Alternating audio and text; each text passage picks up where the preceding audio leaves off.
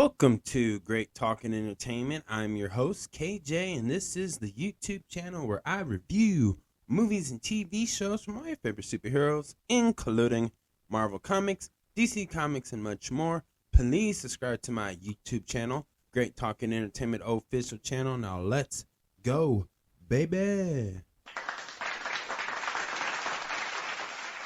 Welcome back to the podcast, everyone. My name is KJ, and I'm the host. And this is a spoiler review for episode 7 for the new DC comic animation series on Max, Creatures Commando. This is a spoiler review of the season finale of season 1 of Creature Commandos. So again, if you have not seen this show, go back, watch all 7 episodes, come back, let me know what you think about my reviewing. Let me know what you think about this whole show, and what do you think the new DCU universe that is being produced by James Gunn and much more people involved, of course. What do you think this all is going to lead to, and what's going to happen? I want to know. Leave your comments below in the comments section, please. So, again, y'all been warned. This is a spoiler review. Now, let's get into it. This episode starts off with the birth of Nina. And we see where she was born, her lungs were showing. Like, it looked like her lungs were physically outside of her body and literally just on her chest to stomach type. And they look like human lungs. So it is confirmed that she was once a human for like a small second. Well, not a small second. I changed my mind. But she was a human for a while until things got worse and throughout. So it was a lot, but wow, what a story. Also in this episode, we see Frankenstein driving on the road, talking to himself, explaining what he's going to do and how he thinks it's going to happen.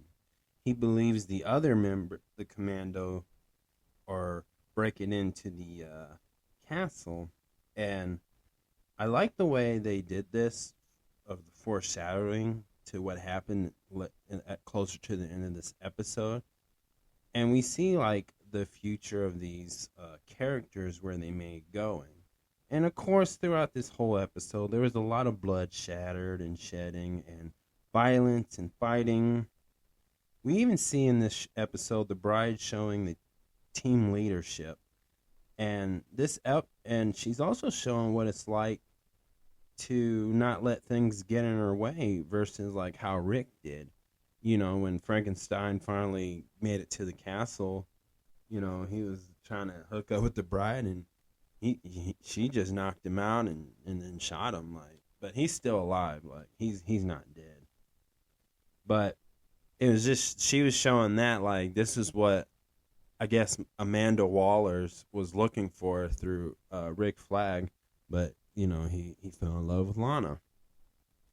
And I really like that too, because it just shows like, okay, these are the characters that are going to make the difference. And these characters are going to be like the Suicide Squad, but I think much better in the sense of what the Suicide Squad is really about.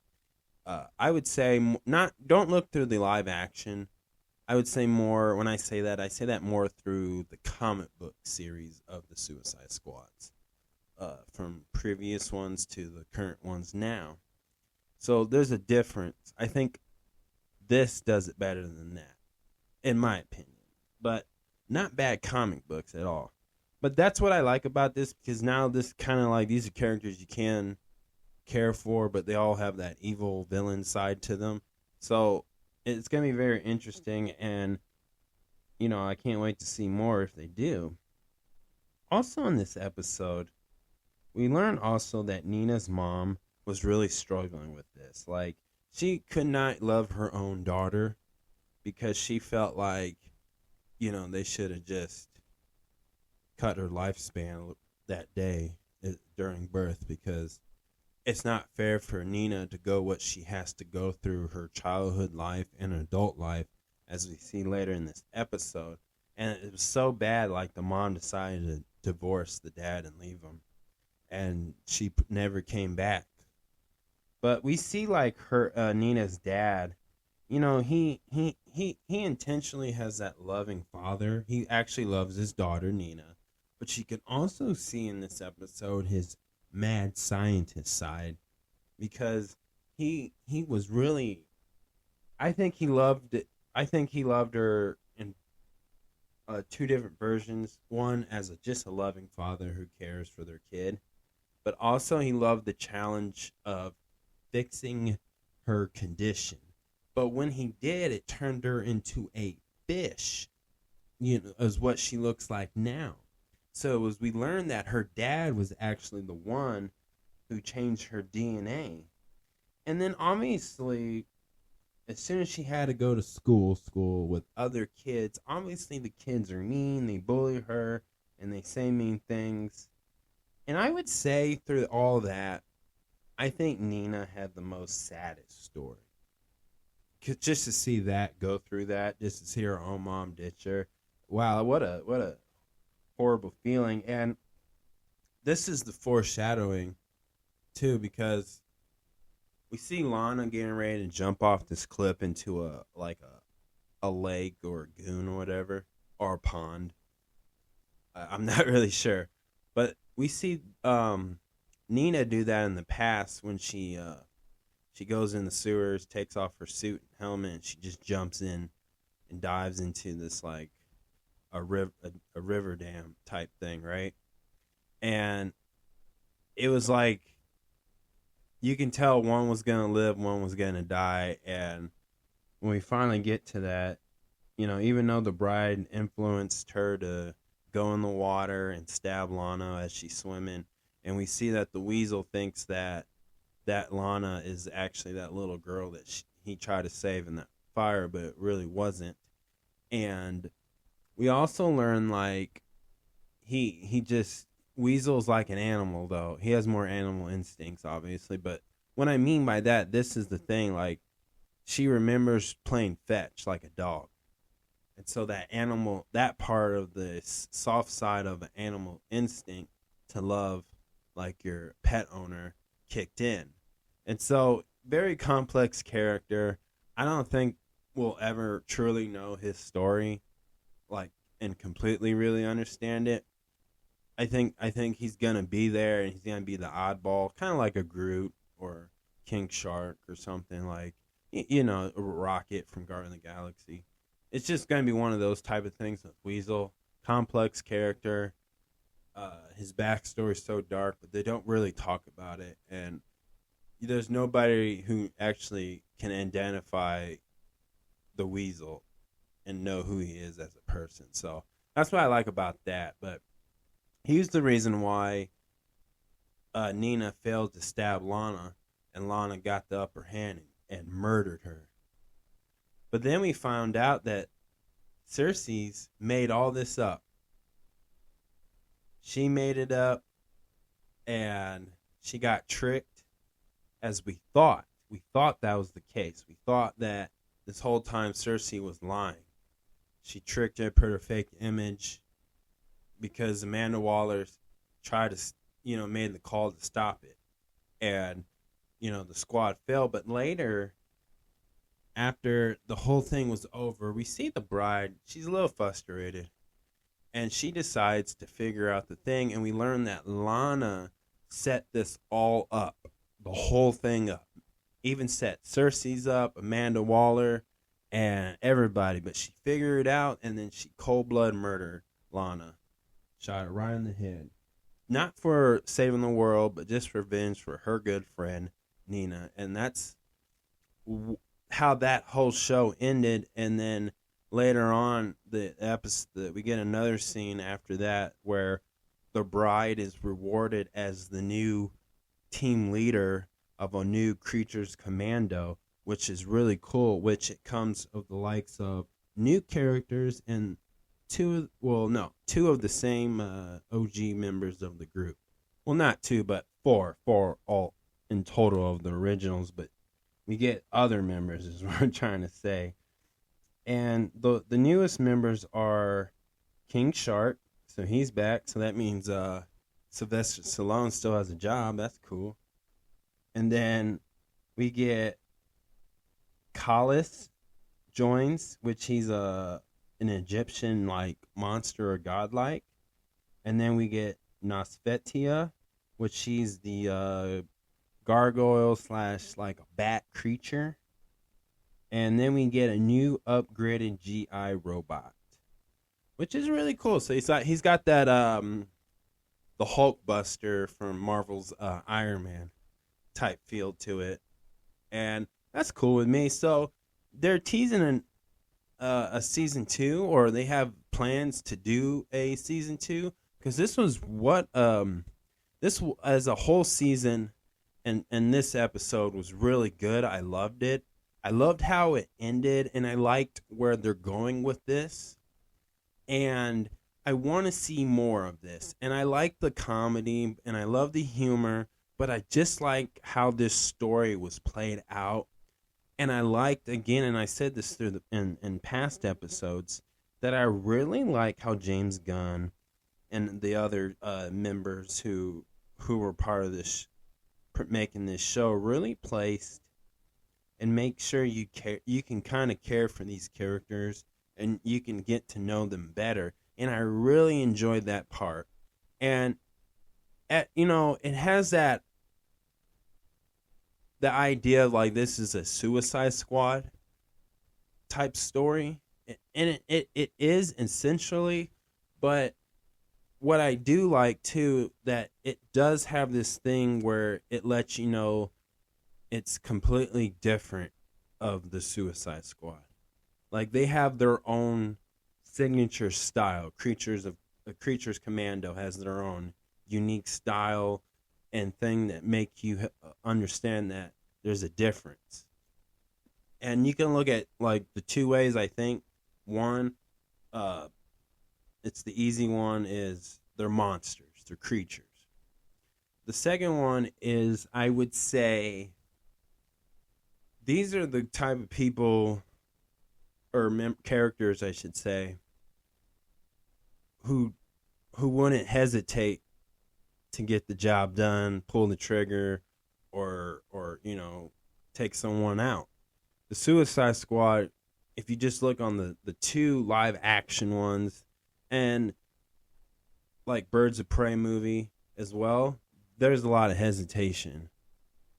They don't get guilt tripped. Yes, in some of these episodes they guilt trip too, like the Weasel hesitate.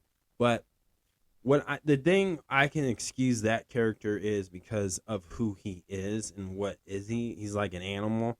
It's kind of like King Shark. Like, we don't know why he's like that, but he's just like that. He's just a lovable teddy bear pet type thing, like Groot from Marvel. So that's why I excuse him. But Rick Flag, he's part of the Suicide Squad. That's why he hesitates. Was he right? Yes. But was he wrong? Yes, because he didn't realize Lana played him. And that's his weakness, and it's a sucky feeling, yeah. So I like that. So they did make sure. My point of this is, you can tell the difference between Creatures Commando and the Suicide Squad if you want to go by the stories of what they're going to tell with these characters and shows or whatever. So that's what I'm saying out of that. That's what I get out of that. And that's what I like about that. Another thing that I did like about this season 2 was that it gave every character to shine. And I thought that was really important. I thought that was really cool. And again, this is a show versus a movie. You only got so many hours and so many times you can make a film, right? As far as a full-length one, right? So I get that. But in TV series or streaming series, that's their advantages. They can just make X amount of episodes and make the whole story make sense. So that's its advantages. And as far as like what I think, how this sets up the DCU for Superman, I think this, to me, this is like James Gunn letting you know that in this new DCU cinematic universe, that monsters, creatures, villains, killers, whatever, they all exist. And Metropolis recognizes it. Gotham City 100% recognizes it. You know, they know that there is a Superman. We know there's a Batman. We know there's a Wonder Woman. And they mention Star Lab City. So guess what? Or Star City. We know there's Flash. We know and they acknowledge metahumans. They consider Nina a metahuman, right? I mean, they probably consider them all metahumans, but this is a DC universe that's kind of telling you, like, these characters automatically exist. Boom. Like, there's no introduction. There's no there was what here all along. It's no, Superman knows who Superman is. He knows what's out there in this world.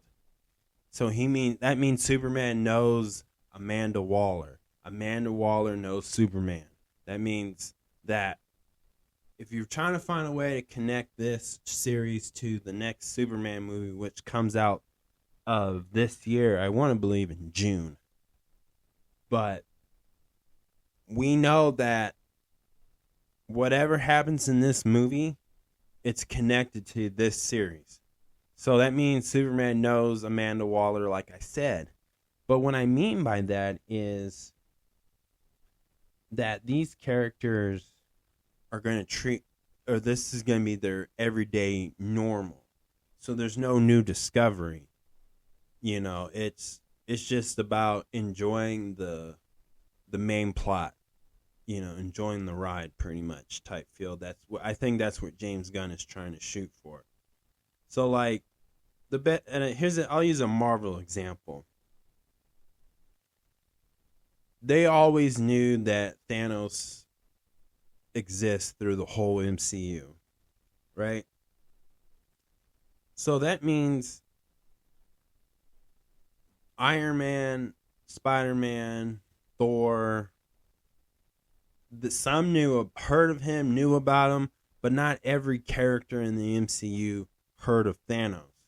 And some of these characters have yet met Thanos because obviously he's gone, he's been destroyed, killed, whatever, right? He got his head chopped off and then he got snapped away by Iron Man. So there's characters have yet met him and they can't now.